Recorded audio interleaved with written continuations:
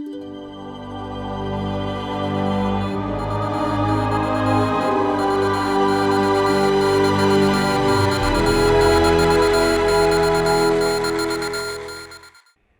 opinions expressed in the following program are those of the producer and not necessarily those of WKTV Community Media.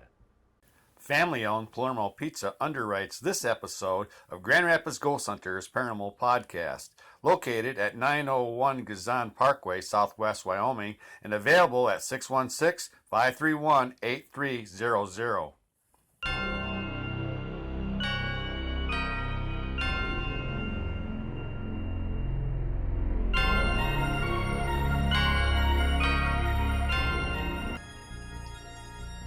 Brought to you by WKTV. I'm Wayne Thomas. Welcome to another Grand Rapids Ghost Hunters Paranormal Podcast. As always, we ask that you please keep an open mind about things you might not easily believe as we explore the mysterious. We like to start out with meeting our co-host. So let's start with Brandon Jose. I first want to do a shout out to Brandon, because if it wasn't for Brandon, we wouldn't be on right now. He's doing the formatting for us because we're still looking for a tech person. So if there's anybody out there that wants to get involved with this production, let us know here at WKTV Studio. But let's meet co-host Brandon. Hey, I'm Brandon Jose. I've been investigating the paranormal for about 10 years now. Hi, I'm Kim Colleen, and I've been with this program for 3 years and one of the co-hosts of the Grand Rapids Paranormal Podcast. And I'd like to introduce our featured guest tonight, Marie Cisneros. And she is a paranormal investigator / reporter for Muskegon. Is it called Muskegon Channel, or Marie, can you explain a little bit more of what that is for our viewers? It's a series on the MuskegonChannel.com. It's, you can see it on Fire TV and Roku, and I think that it might be on Channel 90, Muskegon Channel 96, but I'm not sure. Okay. Well, welcome. Yeah, well, if we're going to talk about spooky and mysterious, I think you're the gal to go to. All right. Well, thank you. Yeah, we've had Marie on our show one time before, right? Yes. Yeah, so we welcome you back to the show. Well, thank you. I appreciate it. Now, so what are we going to talk about tonight? Well, I had her do a little bit of homework. Oh, good. Yeah. You're the lead investigative reporter for Paranormal Muskegon, and you have interviewed some of our friends, like Darren Dykehouse for one. I think you did Jamie Ray on the first interview with those guys. Maybe you could talk about that, start out with that a little bit, like who you've been interviewing, how's that's been going. Well, I interviewed Darren a couple of times. It's been about a year, so I have to take me back there a little bit to talk about what we went over. First off, I think he explained some of the methods that he used in his work. That he's, number one, he's an empath, and he uses a lot of some of the equipment, and Jamie Ray is a psychic medium. So we talked about that, and I think we did another recap here a few months ago. I think it was on October, and he talked about some of the things that he was doing there. I've interviewed quite a few the ghost hunters, but I've also interviewed Mark Nakamp, and he is basically, he's I don't know if he's like a magician, but he knows all about magic, and Frank Graham. So yeah, it's been kind of a hectic year when it came to the interviewing, but it slowed down here right around Christmas time. I did take a break, so I've got a couple of interviews lined up, and I have one tomorrow, I think, and unless it cancels out. Yeah, I'd watch So- out for that guy. Yeah, you're gonna die. Should I dump that guy? Oh, okay. No, actually, we're supposed to talk tomorrow. So Yeah. Marie's going to interview me tomorrow. Yeah. We tried it last week. It didn't quite work out, but everybody's Zooming. Hey, did Yeah. that magician try to pull any tricks on you? No, No. he's very knowledgeable. No, when he talks about magic, he isn't talking about sleight of hand, Oh. magician tricks that you do in front of a stage. He's talking about the real energy forces that are out there and how people use them. Oh. So, and that's what we mean by, the magic and magical systems and things like that. And I I see. think we talked about, one of the things that we talked about were ley lines also, about the energy grid that is actually over the whole earth, and how some of the, even like people, like the ghost hunters, like you guys, investigate these areas, and some of the places where a lot of that, those spirits can be found also have high water tables, beneath them in the land. So, and I think that was one of the things we talked about, whether some Well, of the that's people- interesting. The ley lines, Brandon, did you know anything about that? The ley lines? Yeah, a little bit. I mean, it's kind of the theories. It's not something I've really done on investigations to where all the ley lines relate to or whatever, but it is one of the theories, especially if you have areas where different ley lines intersect each other too. Those are I believe Stonehenge and some a lot of those places, a lot of those old historical places are all built where they're all connecting on different ley line plates and everything like that. Okay. Hmm. Yeah, and then of course water is kind of magical anyway, and here in Michigan, we're surrounded by it. And I also have read article where there's magnetic field under Michigan. And so maybe that's contributing to some of our ghostly activity. I kind of wanted to cover that a little bit later, but I'm wondering also what got you on this path, this paranormal path? You start out at an early age? Oh, me? Yes. Yeah. You're our future guest, so most everything's going to be towards you. Me? I go to Brandon for reference. Oh, all right. He's like a walking encyclopedia. He's got my Google guy when it comes to the paranormal. Right. But yeah, what was your path to this paranormal road you're on? Mhm. Well, my family's always been knowledgeable about certain things like superstitions, or not necessarily superstitions, but like sixth sense. We've always known that, believed in sixth sense. And so at a very young age. And so when I was 13, I think I started looking more into it.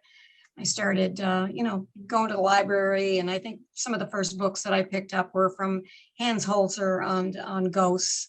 And then it was more into, things like witchcraft and, studying that sort of things.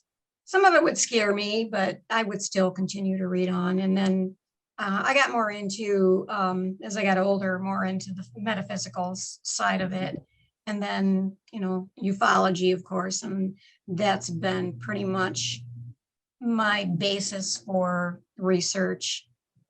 The last 10 years or so has been ufology and that sort of investigation. But some of my interests are more, it's because I am a minister also. So a lot of it had to do more with some of the spiritual aspects of it and those spiritual systems. So it all, whatever it is, it all ties in together. So. Holzer, I wonder if that's from our other guest that we had on the Holzer report. I wonder if that's the same person. Yeah, the Oh, Holzer Files TV show is a TV show that investigates his old cases. mhm. I haven't had a chance to catch the show, but that's what the show does. So it is related, same person.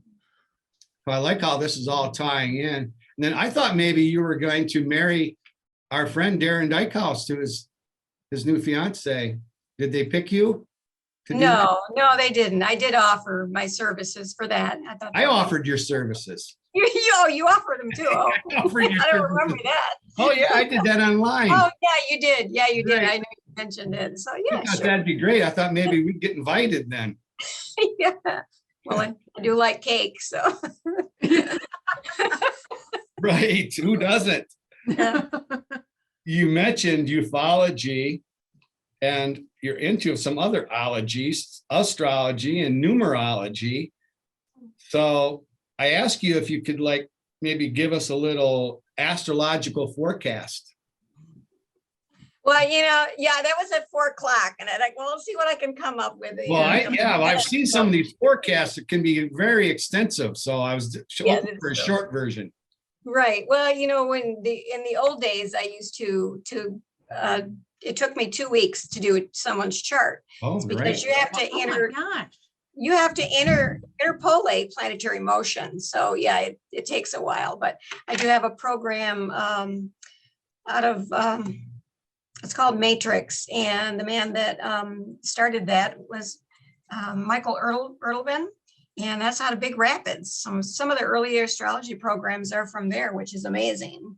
So let's see what I wrote down here, and it's going to be kind of short and sweet because Good. yeah.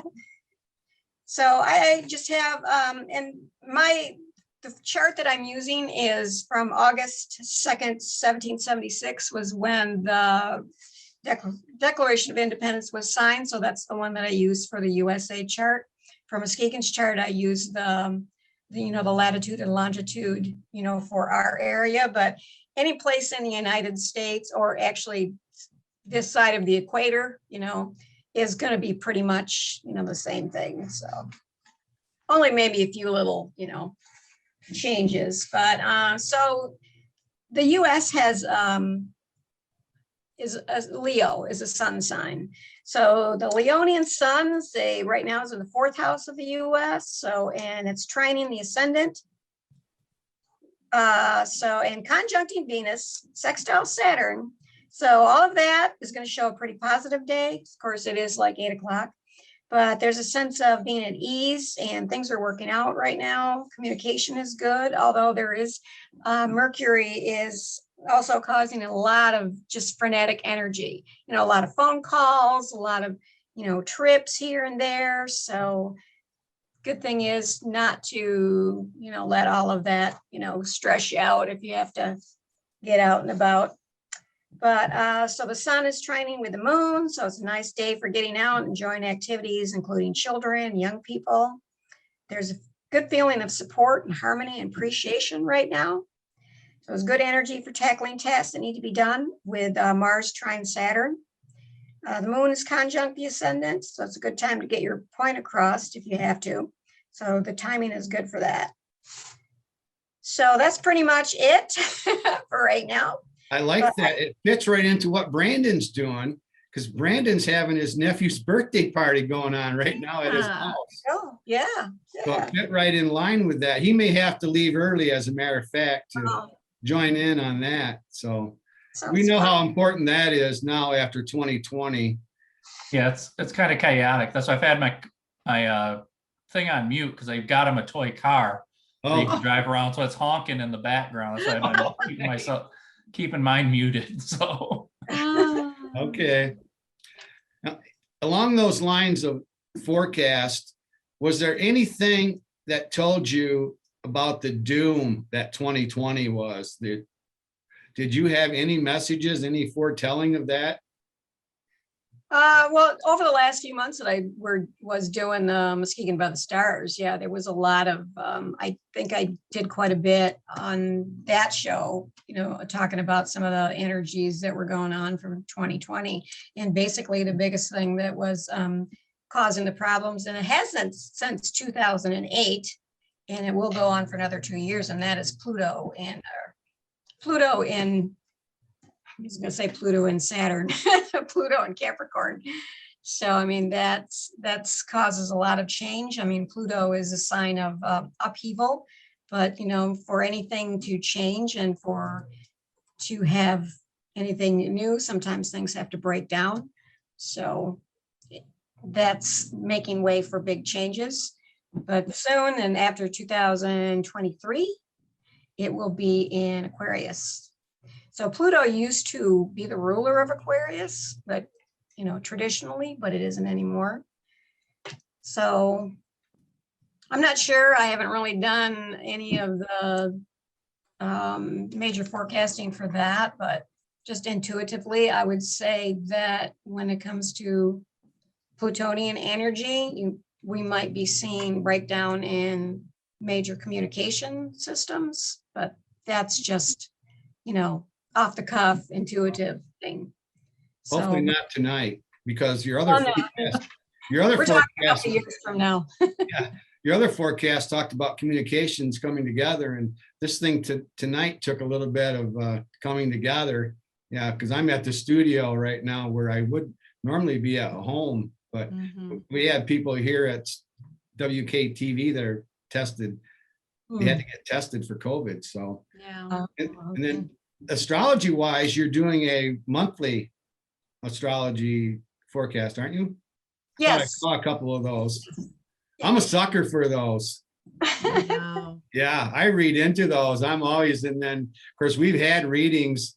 Kim's had some readings that she's still waiting for a gentleman in some brown slacks and a button-up shirt to show up. Well, yeah, I try not to get into too much specifics when it comes to the personal astrology forecast. Yeah. I have made the mistakes before when I was just starting out to tell someone that they were accident prone, and Oh no. the next time I saw him, he had said that, yeah, he says, you were right. He says, I almost put my eye out. Like, oh no. So you don't want to, it's all about, patterns and trends. And it's nothing like you said, yeah, I'm going to meet a, tall, handsome stranger on such and such a date, because that's what I mean when I say at the end of my little program is that the stars impel, they do not compel. So what we do, especially being knowledgeable about those energies, is really up to us, how we use that, in our lives. I like that. That's a quotable statement there. I'm going to have Yeah, that is my quote. The stars impel, they do not compel. And what you do is really up to you. So, and I figure that's a good way to look at it. But it's called Muskegon by the Stars. And I usually try to get that out there before the first of every month. And of course, that's on the Muskegon channel. Yeah, I've been checking that out. You bet. Like I say, since a kid, and around our house anyway, we would read those forecasts and just see if we could make them fit in some way or the other. But to get back to Paranormal Muskegon, you also interviewed someone from MUFON. One of the MUFON big shots. Yes, he was my chief investigator for 10 years, so in Michigan MUFON, and that was Daniel Snow. So yeah, we had a good talk. So what's new with MUFON? Excuse me? What's new with the world of MUFON? I'm not in MUFON anymore. Okay. Right. Yeah. I was just about ready to say that you're no longer with MUFON, but you were for like 10 years, 10 right? years. Yeah. Oh, That's yeah. a long time.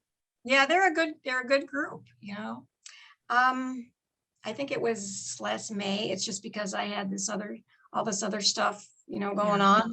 I do have a blog. Well, I have a research company in Muskegon, but it's basically a blog right now because I have too many things going on, maybe. And now I'm writing the book called Haunted Muskegon. So I've been working on that a little bit. I just started doing that. Is this a different book? Because I thought your book was going to be wasn't going to be factual. It was what do you call it? Not a mystery. Like made up ghost stories or something? Yeah. No, it's actually more sci-fi, but I was approached in January by History Press, which is part of Arcadia Publishing in South Carolina. And they happened to read an article that I had wrote for Paranormal Muskegon. It was the segment with Chateau Noir on Yeah, on monsters, and they suggested that I do send in a book proposal, and they accepted it. So I will be started writing that just about a month ago. So I'm That's actually, awesome. yeah, I know. I was very, very That's surprised. huge. It was huge because at first I thought it was just, it was a vanity press and, you have to pay for it. And it says, nope, nope, we're not a vanity press. It's a series called Haunted America. So they do books all over, and they just happen to be looking for something in this area. And he just picked up on that, that post that I did, or the segment that I did. And yeah, I was flabbergasted, by the whole thing. So, but now I'm getting down to the nuts and bolts, like, okay, now I have to write it. I have to do all this research, talk to people like, Brandon, all of the people that are, doing that investigative work. And so start doing all of this, visiting all of these museums too, obviously. So part of it, it's local history, but, more with the paranormal, all of the stories of people seeing ghosts, and I want to do more part of, what investigations found, the actual investigations. So, So it's sci-fi, but it is based on factual events, right? Is that what you're saying? Oh, well, no, the book that I had mentioned before, the last time we talked, that was my own personal, a book that I had written. It's called Sequence 17, but that's going to have to be kind of like put on the sidelines now for right now. That's where I got confused. Yeah, I'm sorry. Yeah, it was a little confusing because I wrote that, and I had just finished in editing, and then this thing came up, and I said, well, this is someone that's a sure thing they're going to publish this. So I'm going to have to say, well, maybe a little bit down the line, then I can work on that. So yeah. I remember we had interviewed Darren Dykehouse at one point in time, and he had done some investigative work in Muskegon. I think I remember. Mm-hmm. Is that correct? Yes, he has. So yeah, I did talk with him about that because he investigated I'm not sure, I was along with Kent County Paranormal also. You did the LST 393, and I talked to to Brandon and Dan, about that investigation, because it's fascinating. So yeah, hoping to do a chapter on that. But I'm just getting started, so it's going to be 2022, I think, before we're looking at Muskegon. So I've got some time there to put in. Yeah, I'm doing articles for WKTV Journal, and I started out with Darren. We talked about the ship and the other stuff, the fact that he, like you mentioned earlier, empath, and what that must be like right now to be an empath. It's like there's so much death around, so many people dying alone, and the numbers are not trending down yet. So how has that affected what you do? I figure you've gone to Zoom on everything, right? Yes, we have ever since April of last year.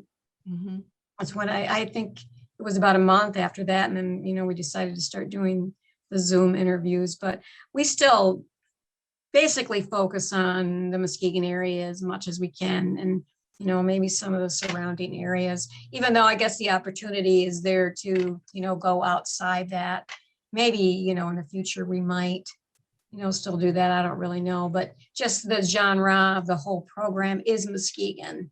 So, just obviously with, Paranormal Muskegon. So we look for stories, from the Muskegon area. Yeah, I've heard, some really interesting ghost stories out there, but some of them I haven't been able to really get any, information to move forward. We did an investigation in Muskegon.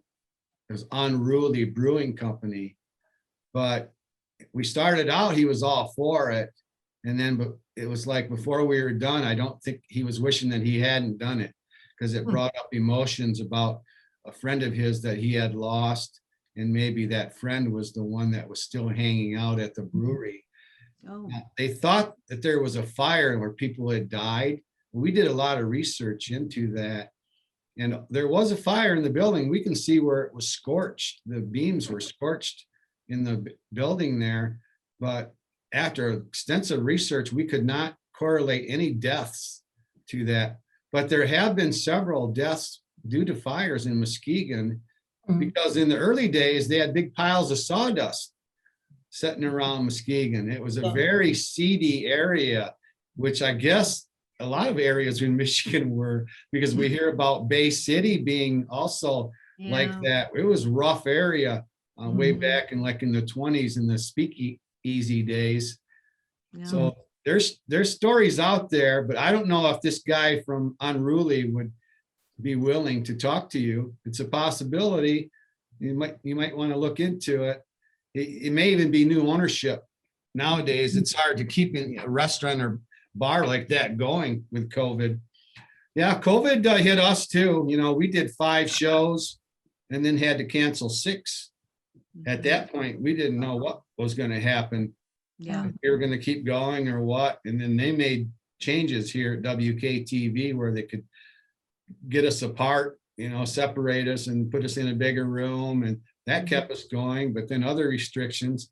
So if it wasn't for Brandon right now doing the formatting for this Zoom, there wouldn't be a show. We wouldn't be talking right now. I always look forward to these talks because you are in so many things, so many of these ologies. Numerology is another one that you are into. Is that bigger than astrology and ufology for you, the numerology part of what you do? No, I wouldn't say it was bigger. I mean, it all correlates even with, you know, astrology. I don't think there's anything in nature that isn't part of astrology, you know.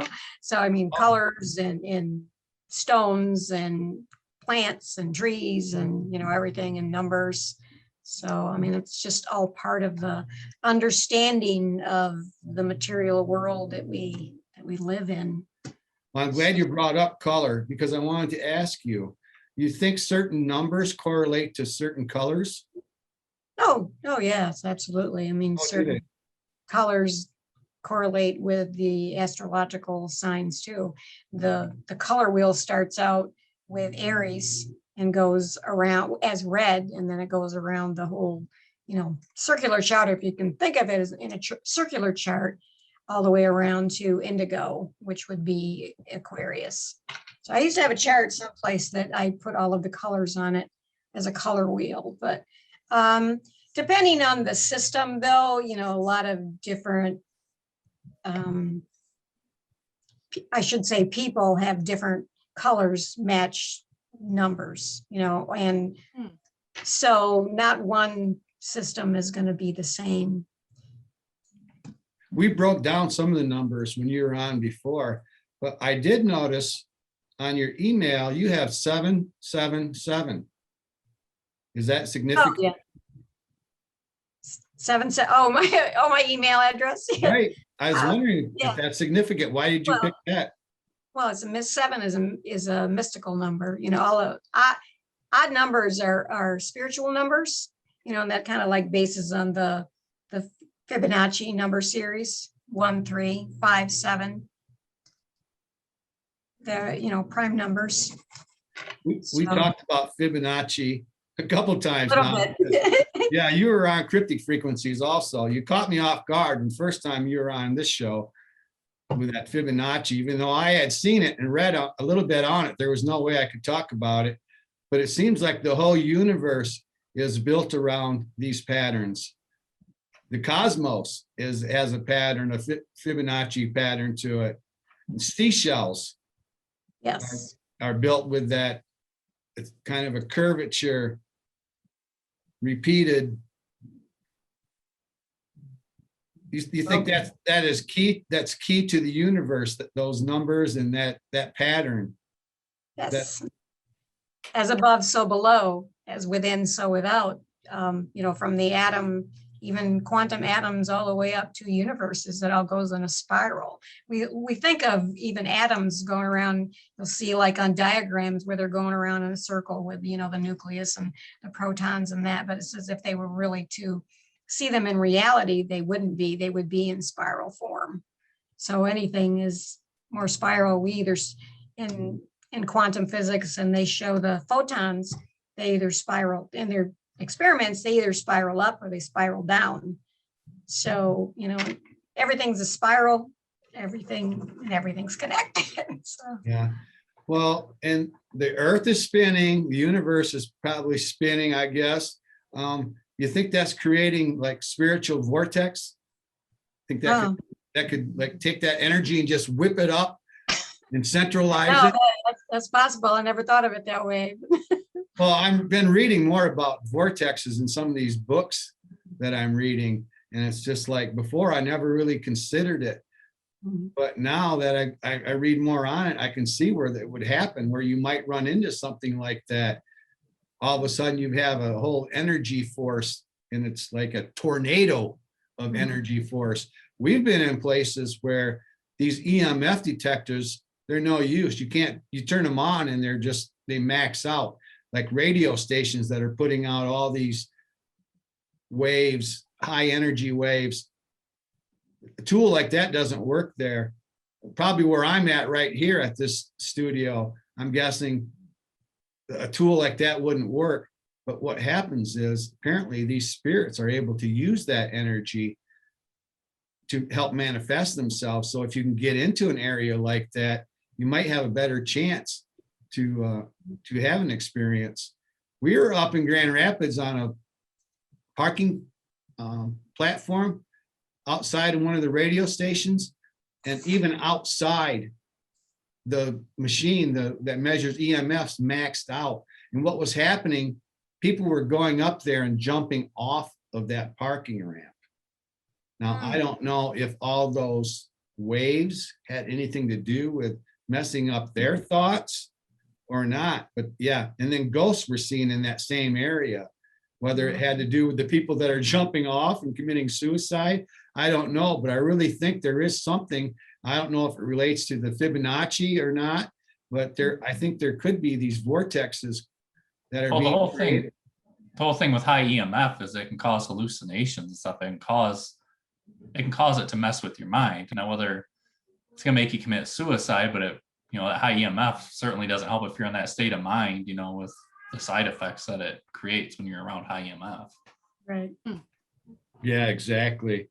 So, you're into the paranormal. I would think big time, you're an investigative reporter. How would you rate Michigan as far as what we have going for us paranormal? Is it a good place to come if you want to do paranormal research? Oh yeah, absolutely. I'm sure there's a lot of places around here that either have been investigated or should be investigated. Yeah. I was just looking for a couple of things last night to see whether our railroad or the system that used to come into Muskegon was haunted, if I could find any ghost trains. Oh yeah. But there's a lot of ghost trains, in Michigan, and there's things like the Paulding Light that have never been explained. A lot of paranormal activity and ufology. People that are interested in UFOs. Michigan's been a hot spot for a long time for that sort of activity. So yeah, there's plenty here for anybody that wants to get involved with that sort of thing, finding out the mysteries. What did you just say? There was some sort of light? It's called the Paulding Light. Yeah, I'm not familiar with that. I'm not What quite is that? sure of that. It's a mysterious light that's been seen for just years and years and years. I think they see it cars see it as they're going down the road, and sometimes it's a series of 3 lights in different colors. So I really don't know too much about it myself. Oh, okay. Brandon Be knows. something in the Thinking sky. about it. Yeah, is probably more knowledgeable. about it Brandon than knows a little bit about the Paulding Lights. Yeah, it's something like a lot of people go up there and see every night because it looks like it's coming out of nowhere, but a lot of people have kind of tried to debunk it as being caused reflections from like traffic lights from like a highway or something that you can't see it, but the light's reflecting off of things because it's something like people go up there all the time and the lights are always there. So it's Right. So it depends. People think it's more something spiritual. Other people think it's that the light's reflecting somehow off of. Is that in the something UP or is that low? Is that in the lower peninsula? Do you know? It's up north somewhere. I don't know exactly where. Yeah. Trying to remember. I've never been to Paulding, so I can't. Balding. It's been around though for a while. People can look Mm. that up if they're interested in that. And another spooky thing about Michigan is the Lake Michigan Triangle. And we've talked about that a little bit before.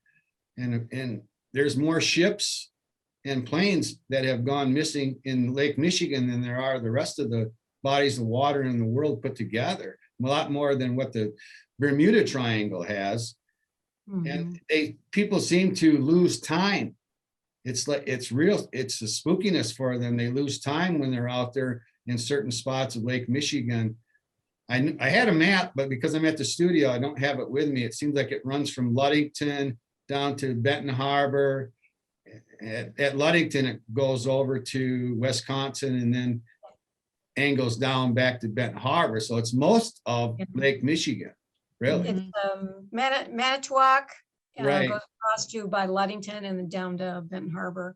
And one of the most famous cases about a plane going down, I think it was in the early 50s, because at the time that was one of the worst air crashes they had. I think over 50 people died in that. And they found the wreckage down by Grand Haven, but they have no idea, what happened to that plane. There was someone a woman in Grand Haven that said that she had heard an explosion, at one point, in the middle of the night. And then it's like they found out that plane went down. But a lot of planes, a lot of ships, people disappearing, like you're saying, missing time. So yeah. Missing time. Yeah, that's to me, that's just really spooky. Flight 2501 in 1950, Yes. you're referring to in the wreckage. Yes. Never been found. 9 ships were found while they were looking for this. Yeah, they say 40 planes went down in that area alone. Mhm. Right. So yeah, we're really spooky, and we have Bigfoot. We have Dog Man, and we have a lot of places that are haunted. We don't have places like Gettysburg necessarily like that, or like they have over in Europe, where they have castles that people can investigate. But I'm thinking your intelligent hauntings are younger anyway than what your spiritual hauntings are, your historical hauntings, the ones that go back centuries. It's a matter of being in the right place at the right time if you're going to see something like that. But Michigan does have a whole lot to offer. Now, when I was 5 years old and my grandfather was coaching me on ghost hunting, this is what he told me. He said, keep an open mind about things that I might not easily believe. So we use that in every show. But the end of it is keep in mind about things that you might not easily believe, even things like vampires.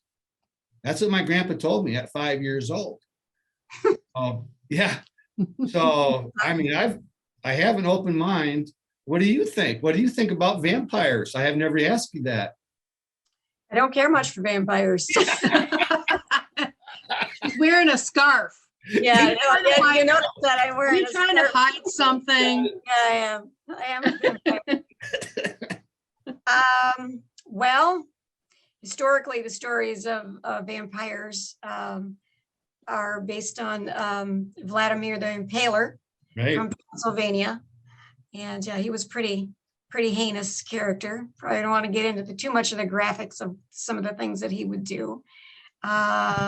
I think some of the stories of vampires also have to do with people that had a disease called porphyria, because they couldn't go out in the light, and they tended to be very pale skinned, and their mouth would, like their teeth, and that would protrude. And sometimes a lot of the stories maybe all gets, over time gets all mixed in together. And of Right. course, fiction gets a hold of that. But I think maybe there is a correlation between the stories of vampires and alien abductions, Oh, because it has to do with the teeth.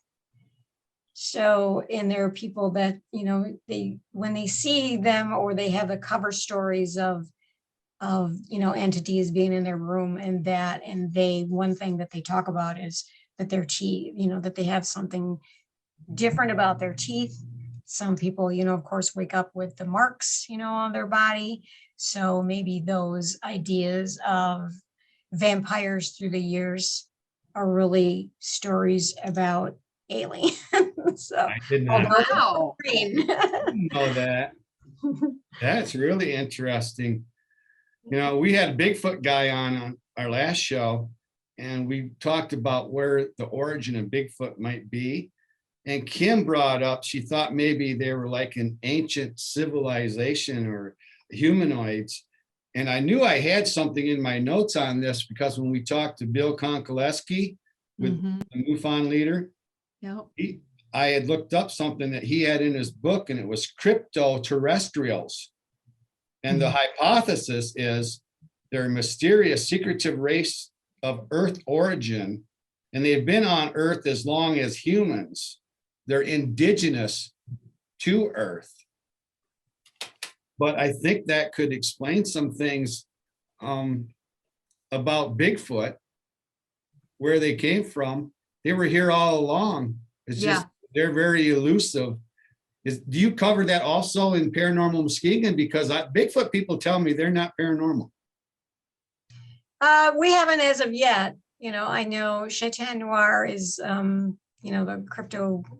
cryptologist, so she knows about that. I am going to interview her soon. I think I have something set up in April to talk about Dogman. Oh, So good. maybe we'll have to get together again and talk about Bigfoot. So we haven't had any Bigfoot people on, mainly because I guess if we focus on the Muskegon area, we hadn't found anyone that had seen Bigfoot in Muskegon. Well, Yeah. So I'm not a Bigfoot expert, by any means. So well, the whole intro about silence, and we're going to get into that more, but people do have seen things and they don't want to report things, whether it's ghosts or Bigfoot or UFOs, because they don't want everybody else to think that they're crazy. So, I mean, these people, if they would just come forward, call Marie and she'll get you on the show. Or we'll get you on this show, maybe. I don't know. We're pretty busy. I mean, we've got people lined up. So you're filling in for someone who was supposed to have been like a demonologist. So it kind of puts me to this question: what about witches? What's your stand on witches? You think they're real? well, the term witch is kind of like a 15th century term for them because it's more, Wiccan, but so I don't know. Like I said, if you go back to the word witches, I'm not sure if that's something that really, pertains to the whole, paganism belief system, because that's what it is. I mean, it's a very ancient belief system that has to do with being harmonious with the earth, and Right. patterns and that. So The the idea earth. that we have, a Halloween witch, really doesn't apply. So Right, exactly. Right. They're in tune with nature, right? They're not sticking little children in their oven, stuff like that. But I don't think I think of it like what you said, Marie, when you were younger, you started reading up on this stuff like at age 13, yes. right? So I think of somebody like you kind of dabbling in the Wiccan part of it, where you're maybe working with crystals or, nature, different herbs. And, is that kind of the part of quote unquote witch that you learned about? Is that kind of what you dabbled in a little bit as a child? Well, I grew up with my mother's with folk medicine. So, when you say that being a witch, a lot of women were burned as witches back in the early 1700s, Right. because that was the knowledge that they had. And that was something that I grew up with. That was what kept us healthy, was my mother's folk medicine. And the doctors would say, oh yeah, that's old wives' tales and that, but that's what my grandmother knew. My grandmother was Pennsylvania Dutch. So a lot of what I say is things that I learned about, when I was younger, had to do with the Pennsylvania Dutch belief system in hexes and things like that. Not that I use that, but I know about it. You ever seen the aluminum pie tin? You buy an aluminum pie tin and you see on the bottom, there'll be a star or a circular. That's actually a hex sign from Pennsylvania Dutch, because they would put symbols on the bottom of the pie pans to make them the pies turn out good. And same thing with symbols on their houses. They would paint, if you see them like tulips and certain colorful signs, those are hex signs from old Pennsylvania Dutch belief system. When you So, say I grew up. Yeah, go ahead. So when you say folk medicine, can you give us an example of what grandma would do to fix you up if you had like a sore throat or something? Or, what does that even mean? Well, just simple things like, food as medicine, honey and lemon, or using poultice. You ever heard of a poultice? A poultice? No. It's like bread and milk. If you had like an infection or whatever, had something wrong, a sore or whatever, they would put milk, warm milk and bread, and they would wrap it up, and usually it would go away. Really? Let's see. I never heard of this stuff. Yeah. Well, yeah. When I was little, I stepped on a thorn, a mesquite thorn, which those things are like 2 inches long. Oh. So I stepped on a thorn and went right into my heel. Well, it started to get infected, and what did my mom do? She put the warm poultice on there and wrapped it up, told me to stay off from it, which I didn't. But things like flaxseed, or you go out into the woods and you get stung by nettles and you put mud on it, to make it go away.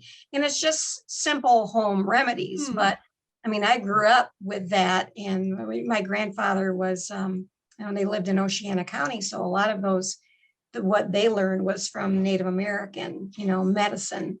So, I grew up with that. So I guess when I hear the word, witch and equated with that sort of thing, it kind of like, no, doesn't even equate, with anything. Right. The word pagan, it means, now I lost my train of thought, but it's peasant. It's a word for peasant. So there were the people, regular people. And then before the patriotic religions got in there, that's how they lived. That's how they, their remedies and the things that they know about, like Nostradamus and his, herbal medicine and things like that. That's all based on wisdom and knowledge that we've had for thousands of years. That's part of the pagan earth belief system, and crystals. Everything has energies. When you look at a crystal, our communication system, communications have crystals in them. A watch doesn't work.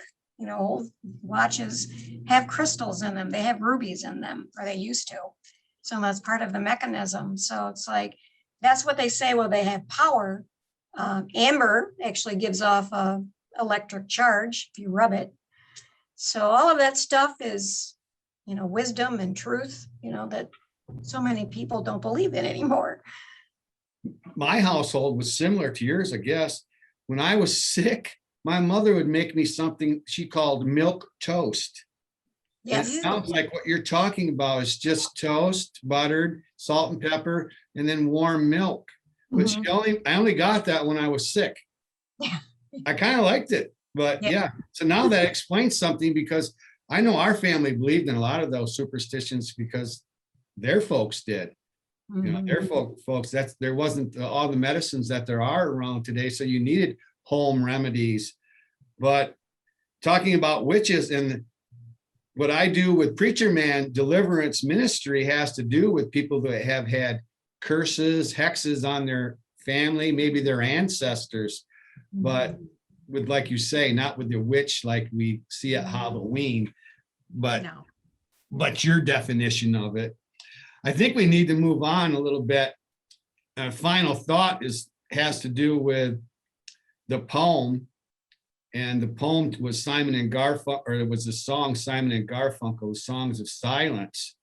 You know, silence like a cancer grows. So the final thought is, have you guys ever ran into situations where keeping the secret was not really the best way to go about it? It's like your silence did more harm. Can you maybe cite some examples of that, where being quiet about stuff is not the right way to go? Brandon, you got any ideas on that? He probably has to unmute himself. I don't really want to go into details about anything, but I have been in situations where you're kind of stuck in the middle of a fight between two people, and like you can't really say anything. You're kind of like you're like the rope in a tug of war game kind of a thing situation. And it's like trying to stay silent and trying to keep the peace between them is just kind of like a horrible situation to be stuck in, you know? Silence might be the best avenue. Yeah. For a situation like that. Yeah, it is, but like at the same time, it's tough to be in that situation, you know? Right. There's so many different levels you can take this at, because I mentioned about people that see UFOs, people that see ghosts. Mhm. They're silent about people that have qualities, a gift, but they don't want to say anything. Their family doesn't know they have the gift. They keep it a secret. Kim, you got any examples of that you want to cite? I can't think of anything specific, but you know, I've been in those situations where you get to know somebody and they seem to be an expert on everything. Even though you may have been in the paranormal field for years, and all of a sudden they know more than you. And it doesn't have to be paranormal. It could be anything. It could be, you know, I know more about dogs than what you do. But then it's like when you offer some advice or offer some knowledge you may have, all of a sudden it's like, well, they know more than you. And you have to kind of, you know, silence yourself so you don't cause an argument or you don't make the other person mad. Or that's the only thing I can think about, is trying to silence my mouth so I don't, you know, so Well, I don't start an argument. Right. Well, Marie and I, we can't do that. We have no skill for that. Do you have any ideas along that where silence might not be the right way to go, Marie? Well, if it was, I've never learned it. Yeah, but But yeah, good for you. yeah, I understand what Kim is saying, because I run up against that myself. Yeah. I've spent 30 years in the medical field, and I still come up against those people that, you know, will tell me such and such a thing that they've, you know, read on the internet. And it's like, Yeah. you know what, I just, you know, go ahead. You know, I'm learning that I would rather be happy than be right. You know, if You have to pick your battles. yeah, absolutely. Pick your battles. But when it comes to talking about the things that, you know, about the paranormal, you know, and about the idea of whether or not ghosts exist, or, you know, are UFOs or aliens and things like that, is like, we don't know what we don't know.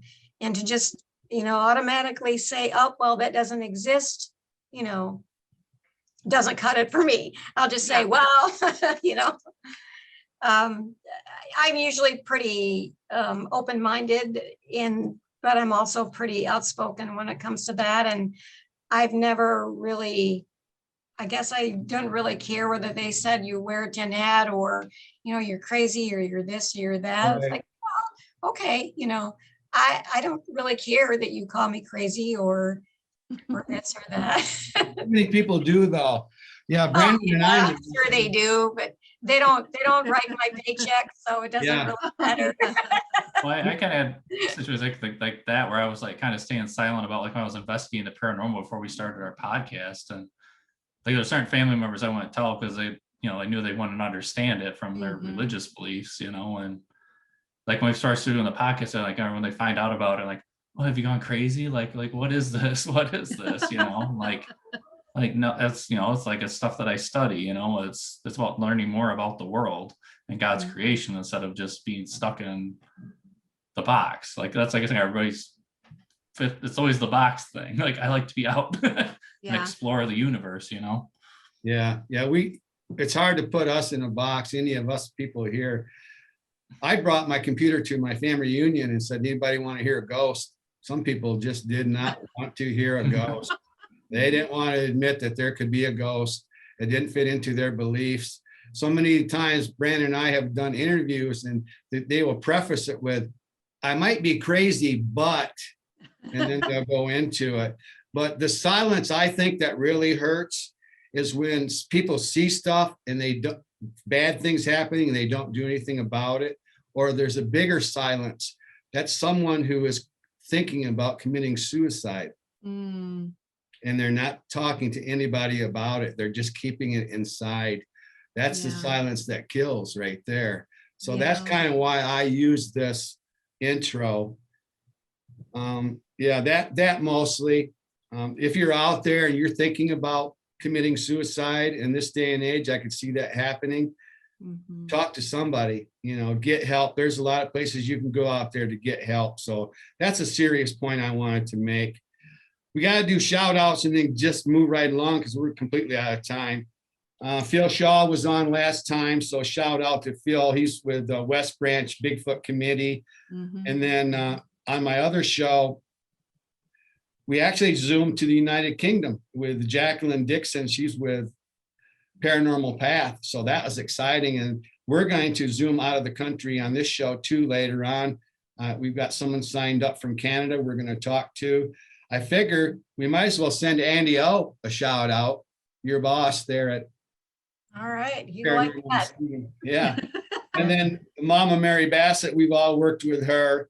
And then, like I said, I mentioned Lisa Perron. She's from Thunder Bay, Ontario. And we will be talking with her. So we will be zooming to Canada. And then I sat in with Grasp on their Para-Unity meeting that they had.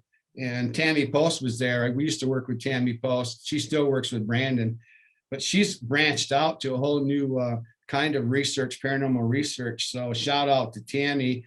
If we can, we'd like to get her on the show. And we're pretty much booked through the year. But so then Grasp, my shout out to them. They're doing the Para-Unity. And so that's under upcoming and ongoing. We have Linda Pomranke with the Lost Cryptids Conservatory coming next. So we'll talk about Bigfoot and all those other cryptids. And on Facebook, you can check us out. Kim got that up. We got that thing completely loaded with all of our shows. Yeah. And then we also put in if there's going to be a conference or some kind of a Paracon thing going on, we put stuff in there so you can check that out. And that's under Grand Rapids Ghost Hunters Paranormal Podcast. Yep. Facebook. It's a mouthful, I know. It's a mouth. You'll find it. Just type it all in there. Grasp has the Para-Unity Summit coming May 15th, 16th, and 17th. That's on the SS City of Milwaukee in Manistee. It's for paranormal professionals only. So check out their Paranormal Summit Facebook and get details on that. It's limited space. So if you want to go, get signed up now. And then there's a Bigfoot Days. That's also May 15th, and that's in Iron Park, West Branch. And so that's with, of course, our Bigfoot guy, Phil Shaw. Yep. So that's upcoming and ongoing. We also do Monday nights and Saturday nights.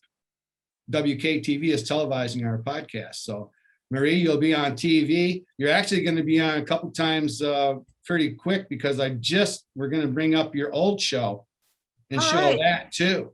So I'll let you know, but you'll be on either Comcast or Uverse. Comcast channel 25 or Uverse 99. Great. And so that's pretty, that's exciting. You'll be able to watch yourself on TV. I know. Well, Paranormal Muskegon is on Comcast also too. Okay. I think. Yeah. So I guess so.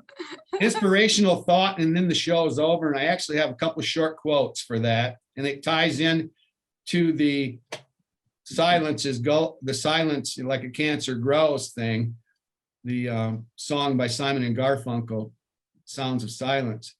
And the first quote is, "You may never know what results come of your actions, but if you do nothing, there will be no results." Gandhi said that. And then this one, you probably heard this one. "The only thing necessary for the triumph of evil is for good men to do nothing." And Edmund Burke said that, JFK said that, and there's a few references to that in the Bible. So if you're out there, you see stuff happening and you know it's not right, speak up, don't be silent. I'm calling you to action. If someone's being hurt and you know it, sound out. If you're considering suicide, talk about it, find help. There's people out there, and I know right now, the people that are so empathic, they're down. I don't know if they're back up again, because COVID is not really a whole lot better. We do have some answers now, but I don't know that it's a whole lot better. So I know it's kind of a downer, but if you're out there, I'm calling you to action. Don't be afraid to be called crazy. You got people like Marie and myself, Brandon, Kim. Right. Join our club. Join the crazy club. Woo! Come on over. Thanks so much. Thanks Come to to the all of crazy you. side. Come to the crazy side. We have cookies too. Thanks a lot. Thanks, everybody. Thank See you. ya. Ron, thank you very much. Peace out. I enjoyed it.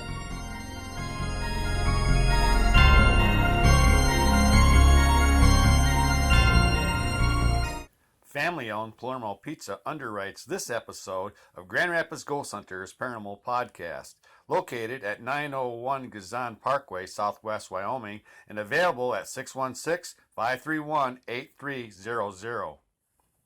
The opinions expressed in the preceding program are those of the producer and not necessarily those of WKTV Community Media.